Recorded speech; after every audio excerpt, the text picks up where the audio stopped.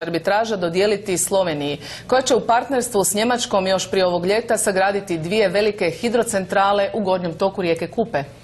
Naravno, riječ je o prvotravanskim šalama naših susjeda koje su objavili slovenski mediji. Nije nedostajalo šala i na račun slovenskih političara, primjerice da će Mariborsko skijalište Pohorje promijeniti ime u Pahorje, što je aluzija na predsjednika Boruta Pahora.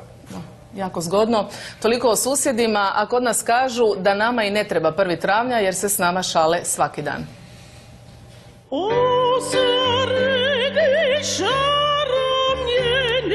Ovo je naša buduća ministrica kulture, kaže vlada na službenom profilu na Twitteru. Tu ekskluzivu čak ni operna diva nije htjela komentirati, no barem je ovo dan kada se treba šaliti. Treba, apsolutno treba, ja se ne ljutim nikada. Baš sam sretan, ako me neko ovako prevede preko vode.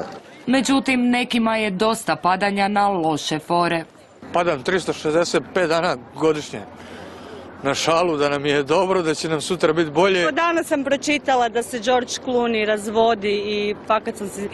Nije vrag, prije mjesec dana se oženili i onda je na kraju članka pisalo... A ti se već ponadala. Da.